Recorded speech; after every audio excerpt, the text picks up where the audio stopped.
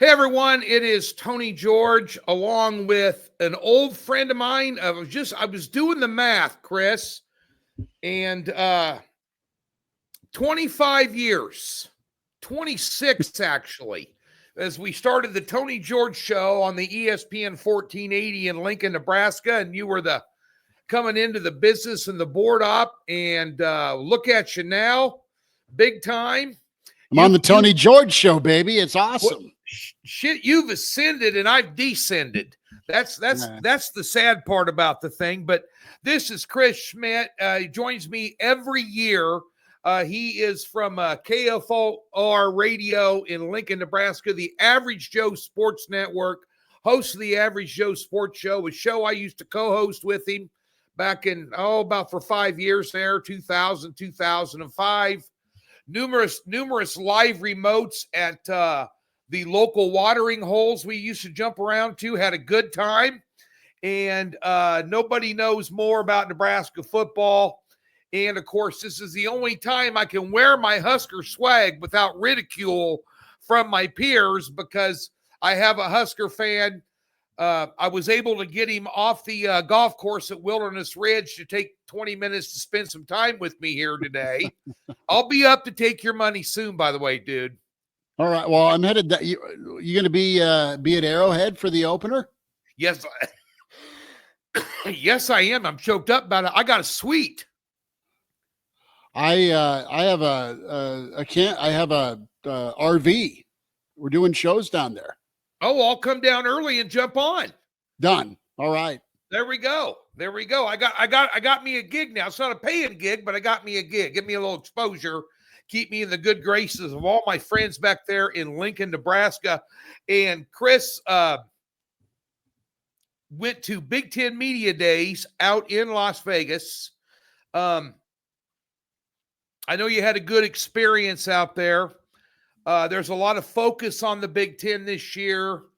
Potential national title contenders, Ohio State, Penn State, definitely at the top of the narratives in college football, Schmitty, as well as Oregon in some respects. And a lot of people having Michigan to have a good year with a little different quarterback situation. But first of all, we're going to start out with the Nebraska Cornhuskers.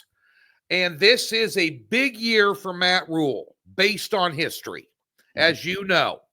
And I haven't tuned into your show recently. We'll tell everybody how they can hear all things Nebraska with Chris Schmidt and his posse every day online. But Temple, year 3, 10-4. Baylor, year 3, 11-3. Nebraska, year 3, season win total sitting at 7.5 wins, minus 140. Now, they turned the corner last year, got to a bowl, and then got a bowl win against Boston College. We're talking about a team with 15 returning starters, 10 on offense, 5 on defense. Dana Holgerson now a full year of going to be an offensive coordinator, longtime coordinator for Gundy down at Oklahoma State and then West Virginia, and of course Houston fame. And a friend of Matt Rule's brought him in. Tony White exits the program, goes down to Florida State to be their defensive coordinator. Enter in John Butler and his reign now for on the defense here. No Oregon State and Oregon on the schedule. Looks like they could start out 4 or 5-0. A big opener against Cincinnati at Arrowhead. Your thoughts overall on the enthusiasm? Is there guarded optimism in Lincoln? Is there still a lot of pessimism around the program? Schmitty, give us the heartbeat of the Nebraska Cornhuskers. Tony, thanks for having me. There is a lot of optimism, and this time of year it ramps up. Folks are excited. They like what they hear. They like what they see. There's also some on-guard behavior as well, because Nebraska was supposed to, air quote, be back, break through, be better, deliver. for the last several years. And I think that's one of the reasons Nebraska's off the radar nationally, is because they've been picked before through different coaches. And Matt Rule's history is well spoken, well documented. But in covering Coach, now going into his third year, he's not just saying the right things, but he's now able to implement, this grand plan, this blueprint, this rebuild. And first few words out of his mouth for his preseason presser, and even sat down with us at media days and touched on it. What will be the difference as you're chasing that over or under 7.5? What will be that difference in climbing the ladder with the Big Ten middle class, your top 3 or your top 3? Right. Who's going to be that fourth Big Ten team chasing a playoff spot? Where does Nebraska end up against an Illinois, against an Indiana, against a Michigan, a USC, a Washington, an Iowa, Nebraska? That's the cluster you got to fight through. You don't get as many head-to-head this year as you did last year, and you didn't perform well. It is about the lines of scrimmage. And we both know that, covering Nebraska. When Nebraska's been dominant, they've been great on both sides of the football. Right. What I like is this growth on the offensive line. It's one thing to have combined starts. Nebraska had that last year, but you have some options. You didn't really have anyone else to play at tackle last year with guys getting beat. Remember the Iowa game? Remember the strip sack? Remember the field goal at the buzzer? Yeah. Bad movie. But Yeah. you just had to ride with the guys that were your best. Well, if someone's not performing, you're going to be able to go to the bullpen, so to speak, on the tackle spot. There's still a really rough competition for left and right tackle, but you have 4 bodies, 2 of which that have performed pretty well. I really like Rocco Spindler coming in from Notre Dame. He is that seasoned voice that's fit in, but not only by his actions through winter and now into training camp, but Spindler's done it on the field, and he's fought for starting spots, and he's lost a starting spot, and he's won starting spots at Notre Dame. So he's a guy that fits in with Henry Lutovsky. Nebraska's going to be really good on the interior, guard, center, guard, and I think they can be okay at tackle. Dana Holgerson is the difference. Guy that's a masterful play caller, is going to hammer a defense in the fourth quarter, and he's going to make everybody on that offensive staff better because he'll demand it. You have a really good wide receiver coach in DeKel Shorts, one of Dana's guys that was at Kentucky. Yep. You've brought in excellent talent at wide receiver, and you're going to make that talent do all parts of football. That's block some more, and maybe block again, because Dana will sit your ass if you're not doing your job. That wasn't always the case maybe the first couple of years here. Emmett Johnson's really nice. They're going to get the football to him a lot between the tackles, but also they're going to find ways to get him the football, catching it out of the backfield. Yep. You and I died a lot of years watching Orange Bowls where Miami'd throw to their running back on a Nebraska linebacker, right? God. So Nebraska has what they want offensively, and then you're going to have Dylan Raiola that's comfortable and confident. He's put the time in to be more athletic. If he needs to move around a little bit in the pocket, or dare I say scramble for a little bit, he can do that. He's invested to do that. So offensively, I expect Nebraska to be able to put up about 4 touchdowns a game, maybe more, but that's your key in the Big Ten. Can you score about 30 points a game or hover around there? I don't know yet where the defense is going to be. They've been top 20 the last 2 years. They've lost games that they've allowed more than 14 points. They've held teams to less than 17, and they're 0-6 in those. John Butler is going to be aggressive. He's going to blitz. They've got a good secondary. The defensive line's the question. You've got about 5 bodies, and of those 5 bodies, most of them are now turning to that full-time position. They've been guys that have come in and performed well, but they haven't had to do it for 60 snaps a game. That's the question mark. Well, I'm sure you heard this around Lincoln, but me doing national media and guys in that arena know that I'm a Nebraska alum and a huge Nebraska fan and lived there 25 years. And on a professional level, I'm the first one to fade them if I don't think they can close out a game.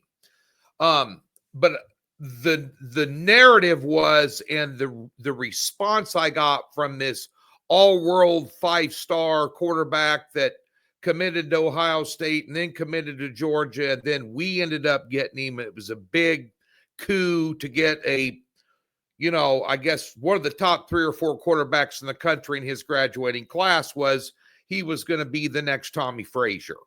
Well, for Nebraska, in like a Vince Young for Texas. Now, the narrative was though that the feedback that I got and what I noticed was, and I'm curious to get your take on this, he's soft. He doesn't like taking hits. He doesn't want to run the football. He'll take a sack before and go down easy for the sack versus getting physical with the defense and putting his head down and trying to gain some yards on a busted pass play. Your reaction to that? I will not use the word soft. I don't think you can say soft and Raiola in the same sentence. Okay. Knowing daddy, knowing uncle, right. That's not a soft family. He was a freshman. Yeah. He was a freshman last year. Asked to lead 21, 22, 23-year-olds. That doesn't happen in today's era, right? You got to come in and earn that respect. And I think the work ethic was there. The skill was there. But, I mean, you had guys you brought in that weren't listening to the coaches because they didn't respect some of the coaches. No, he's not soft. Did he make some mistakes? Did he held onto the ball a little bit too long? Yeah, but he didn't have much separation at times from his wide receiver room trying to get open. Didn't have a run game or a consistency with the play call. I mean, you have got an elite offensive coordinator now. You didn't when you got here. And given the fact that offensive coordinator came in as a consultant mid last year, so then you have a whole different set of, offensive philosophy midstream your freshman year, your true freshman year. And that takes an adjustment period. And I thought with added prep, after the season was over, getting ready to play Boston College in the Pinstripe Bowl, that Holgorsen was able to get a lot of these offensive skill players on the same page for that game, and they looked sharper than they had at spots during the season once he had came in.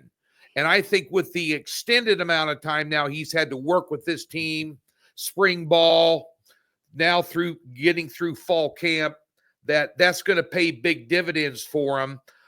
Your thoughts, since we brought it up, I wanted to run through the schedule. Your thoughts on the opener, Nebraska.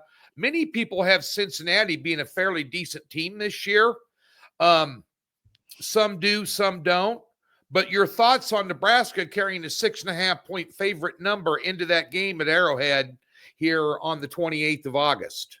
I think it's a fair spread. I think it's a tough. It's a payday for Cincinnati. Nebraska still is going to clear about $1 million because of moving it to Arrowhead. I mean, that's hilarious that you have a home game. Cincinnati couldn't sell out Lucas Oil, so let's go down to Arrowhead and sell it out. And it'll be a 3-1 money coup for Cincinnati, but that $1 million that Nebraska will make, I mean, you're going to have 50,000 Nebraska fans or 60,000 Nebraska fans down there. So it's going to be a rough environment for Cincinnati from a home field standpoint, air quote home field.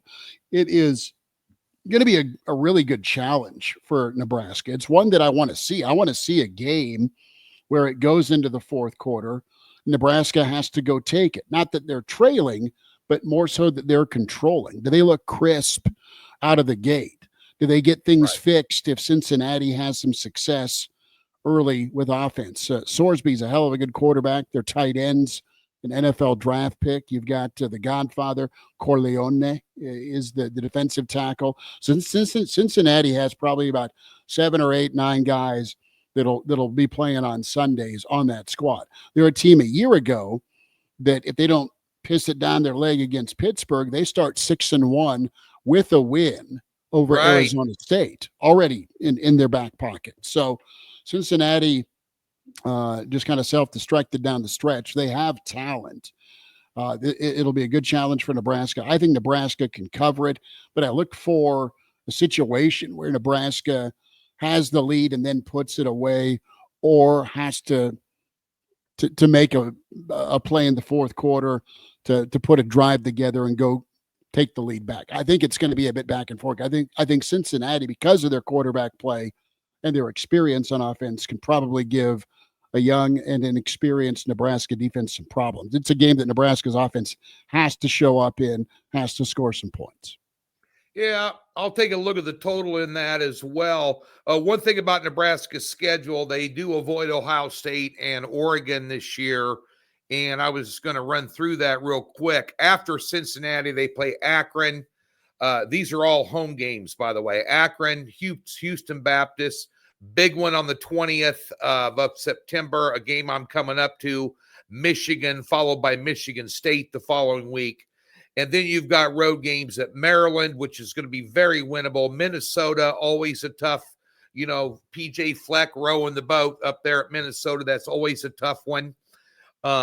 Nebraska currently on the futures market, laying a point in that one. And then you got Northwestern and USC at home. USC is going to be a little bit of a problem. A lot of people like USC, and also a lot of people don't like USC. And I'm not sold on the quarterback they're going to use from UNLV just yet. And then road games at UCLA and, of course, at Penn State. And we close with Iowa at home. I can see 8 wins in there easily for Nebraska if they stay healthy and the defense continues to improve week per week. And they've got a good stretch of early games against weaker opponents where they can get better defensively, make some mistakes, and not cost them the ball game outside of the Michigan game. You better be ready to play there. That'll be a big national TV game, I'm sure. I haven't seen how that lines out, but I definitely can see Fox Sports in town for that one. CBS 2:30 primetime. Gary Danielson.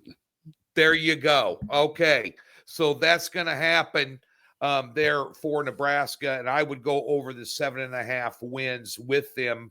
They have the 51st toughest schedule in the country, so they're middle of the pack out of 136 teams. I do like I think offensively, they're going to be a lot more at ease, putting up 26 to 28 a game. And so if you can defensively hold people to 21 to 24, and Nebraska notoriously the last couple of years had a top 20 defense, I think it's doable for them to get to 8 wins this year. And I don't think we're going to, unfortunately, like at Temple in his 3rd year in Baylor, I don't see 10 or 11 wins there at all.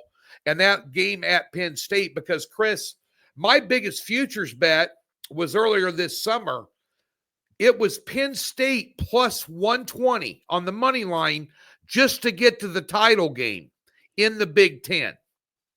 And I think, with the 1-2 punch, let's talk about them real quick. Penn State, in my opinion, not Ohio State, is the team to beat. And I'm going to give you a couple reasons why. They have the best offensive line in college football, bar none. Reverting back to your statement, having a conversation with Matt Rule, it's offensive and defensive line. It's war in the trenches. They have the best offensive line in the nation, which means Singleton and Allen at running back are going to fall forward for 6 yards a carry, and that's against a good defense. And then you got Aller back at quarterback. Do you need superstar wide receivers when you can play action pass with success all day long? Is everybody stacking up to stop that potent run? That's when your quarterback looks really good and your receivers catch a lot of easy slant passes and run for extra yards and move the chains. But I do like them to get to the title game. They were plus 240 to win the conference. Ohio State, you're following up last year. That's always tough. You open up with Texas, you know. So, and the other thing was there's been a big knock on Franklin not being able to win the big game. He was much like Tom Osborne back in the day before he started winning national titles. We finally got over the hump against a team from Florida in the Orange Bowl when the odds were stacked against us. Couldn't win the big game. Well, I will tell you right now, if this is the year, if he's going to win those big games, Chris, it's going to be with this team because they're stacked on both sides of the ball.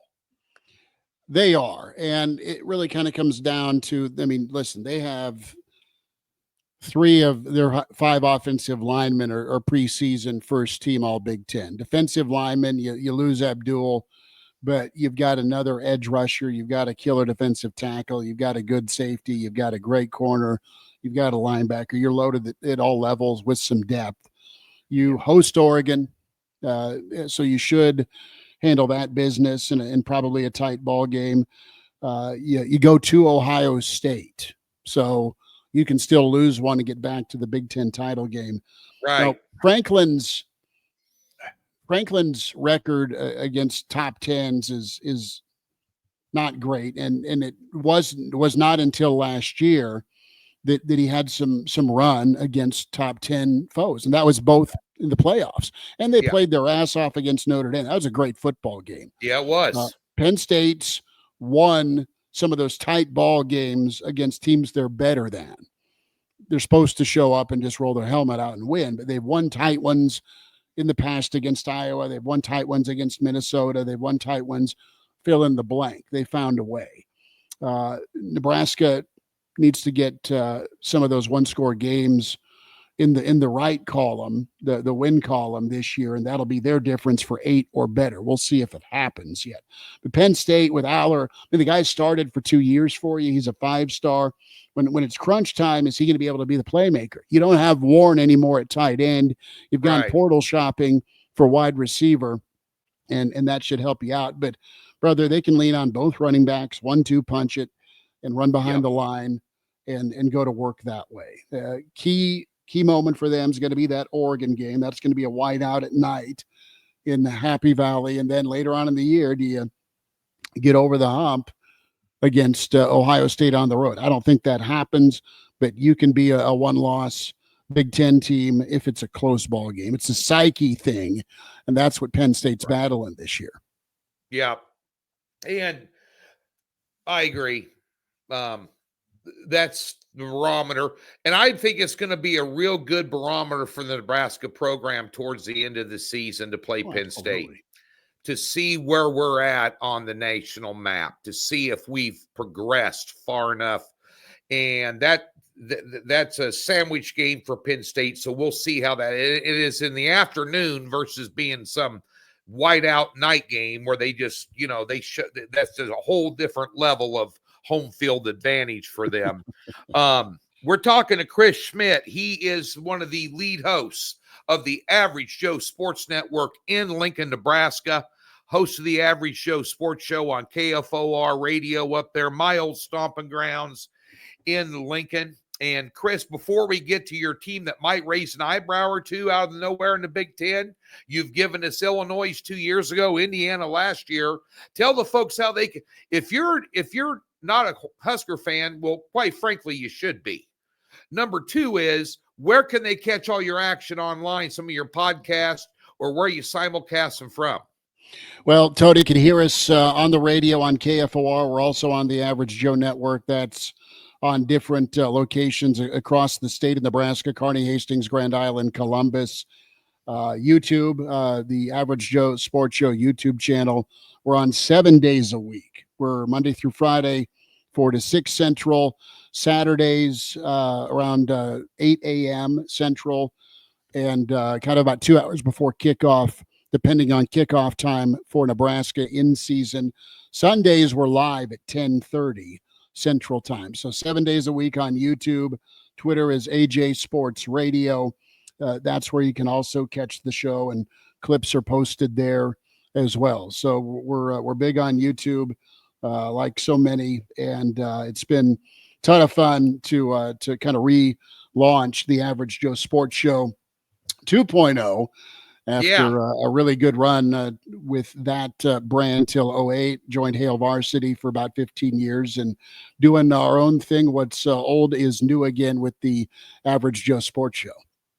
You know, I sent you a Twitter pic from the sports book in Circa sporting the Average Joe. You're the original T-shirt. That's limited edition, man. Big time. The T-shirt for sure. We will have to relaunch some of those. We're gonna have to snag you at Arrowhead. We're gonna have to snag you when you come up for the Michigan game, and we'll also be on the road for the Minnesota game. We've been Coach Fleck. Check out our sit down with Fleck at Media Days. Really good conversation with PJ. We're going to be right across from the stadium. This is our 6th year of going up to Minnesota when Nebraska plays up there, hosting our pre and post games. So it'll be all good. But no, Nebraska, their November is going to be super telling. You're right about the Penn State measuring stick, but UCLA, USC, Penn State, Iowa to close. Yeah, in Lincoln. So you're gonna hate my sleeper team, and I'm gonna go ahead, kick it out there. I'm gonna hate my sleeper team. But as good as Iowa's offensive line is, it's probably top 3, top 4. I think Iowa, especially with Captain Kirk's 70th birthday, and this could be the fare thee well, I don't know that, but they got themselves a quarterback, kid out of South Dakota State that's won 2 national championships. Yep. They don't have Caleb Johnson anymore, but Iowa's had running backs. They've just not always had ready offensive lines. I like Iowa to maybe not hit a playoff, but I like them to give hell to people in similar fashion to what Illinois did last year, and a similar fashion what Indiana did last year, and then also Illinois. I can't quite. I think Nebraska will be better. I think Nebraska will get the fan base excited for future years with Matt Rule. I just think the defense might be a year away. And the other team that I'm going to co-op it here, I think Iowa, and I think watch out for Washington. Jed Fish is a hell of a coach. Yep. He lost 21 of 22 starters from a national championship runner-up team, and all Jed Fish did was figure out a way to go 6-6. Yeah. Williams, their quarterback's money. They've got an incredible running back in Coleman, their wideouts money. Defense is solid. Jed Fish is a hell of a good coach. Saw what he did at Arizona. Yeah. So I think Washington, their schedule's a little bit more difficult, but I think Washington's going to be barking a little bit. So Iowa and Washington are the 2 teams I think that could be. They're not going to be playoff Indiana, but they could be 10-win Illinois. And I think Illinois and Indiana will both be damn good football teams this year. Their schedule, though, will bring them back down to earth. So instead of a 10-3 or an 11-2, they might be at a 9-3, 8-4 with a few more dings because of who they play this year. Well, I'm just disappointed. I got a good buddy that's a Wisconsin fan. We don't play Wisconsin this year. And the way they're playing ball at Nebraska for the first time in forever wants to play Wisconsin every year now. Yeah, I was at the game last year. Loved it. I sent him pictures of the scoreboard every time we scored. We schooled them. They're in big trouble this year. You see their schedule? Over and under. Their over and under wins in conference is 2.5, 2.5. I mean, people are down on them. I'm not so sure that was the right hire, but they had, and to their credit, last year they had a lot of injury issues, especially at quarterback, which really hurt them. And they were adjusting to a new offensive and defensive scheme, a new coach, the all new coaching staff. But they're down this year. But I'd sure like to go up there to Madison and kick the piss out of them just so we can just get the monkey off our back up there getting beat up in Madison all the time. Well, week 3, they go to Alabama. Yep. Week 5, this is all consecutively. They're at Michigan. They host Iowa. They host Ohio State. They're at Oregon. They're at Wisconsin. They're at Indiana. They host Illinois. And then they're at Minnesota. That's all consecutive. Find me 5 wins in there anywhere in that entire schedule. They're 4-8. They're 3-9. Yeah. That's if they don't quit on him. There you go, folks. That is a quick Big Ten preview with my good buddy Chris Schmidt from the Average Joe Sports Network. Search that on YouTube, KFOR Radio in Lincoln, Nebraska. You'll catch Chris and I together for the Cincinnati game on that network. I'll come down early and tailgate. I also will come up to the Michigan game. I will catch you before I tailgate. Don't want to, just, because I'm going to have a good time, but business first.